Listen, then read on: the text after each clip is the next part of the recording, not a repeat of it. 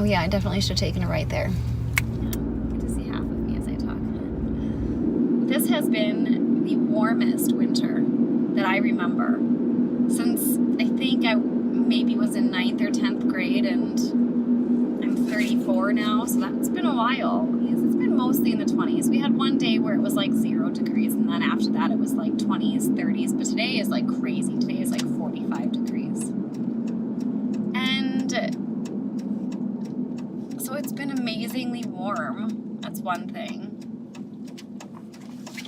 Just so happens to be the winter that I'm like doing awesome with my cold exposure, and there's definitely, that's not a coincidence. I feel so successful with my cold exposure because I know it's 45 and that's pretty warm, but I'm still wearing just my tie pants and a short sleeve little sweater. I've said this how many times, that was not an option for me before. I didn't want to feel the cold in all, in any form. I was still like, it just wasn't me. And so my success is that I'm not afraid. At least not as afraid. Isn't that right, Sush? I'm not as afraid. My body feels so good. It's just like there's energy. There's so much like zing flowing through it. And this has been like this, like every time for the last at least week and a half, at least 2 weeks, and I go every day. And for me, that's pretty cool because I tend to be a roller coaster with things, like on a daily basis, like not even just a daily basis, but like on an hourly, it's been like that for me. Just this kind of like rapid cycle changing of emotions. Imitate me. Okay, so I've been meditating or like thinking about that, or even just holding it in my like thought space. Imitate me. And what does that mean? So when Jesus says, follow me, if I am to imitate him, that means that I would say, follow me. So that means follow me. Follow me. Follow Elizabeth, not follow somebody else. He didn't say follow Jesus. He didn't say follow you. If I'm to imitate him, follow me, that means I follow me, myself, because God is here in all of us. And then there's this other part of Christianity that says Jesus is the only Son of God, born of the Virgin Mary. Well, if I'm to imitate God, and if I am to imitate Jesus and what he says, then that means that I am the only Son of God. And there is no follow this other guru, Jesus, and just follow this other person. And we're all so used to looking outside of ourselves for somebody or something else to follow, something else that is somewhere else. Like heaven is not right here.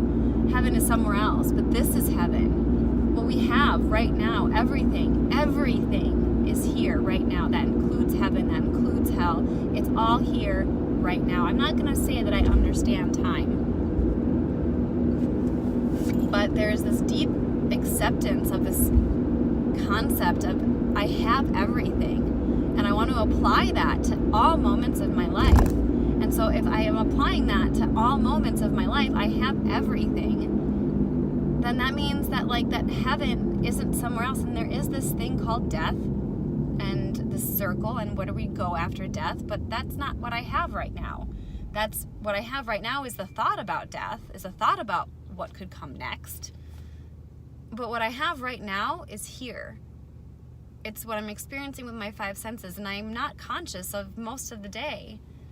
What happens in most of the day. I'm not conscious of most of it. I mean, if you really think about what's going on during the day, I'm not only is there the things that my body is thinking about, but there's all the other humans that I'm seeing are thinking about. All of the other trees, the rocks, the grasses, the animals, they all have a will in me, and I have a will in them, or they wouldn't be here. I wouldn't be aware of them, and I'm not aware of most of them. I think that's what it's talking about in the book of Mir Dad when it says,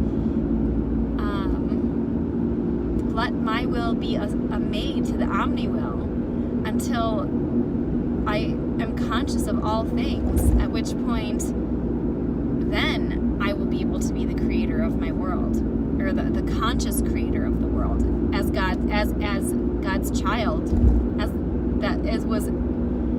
the potential potential that I can imagine, which really literally is to be creating worlds, because I'm to imitate God, which means he created this world. He created me, his only son. Okay, so his only son is going to be me, is going to be humans, because he only gave everything to humans.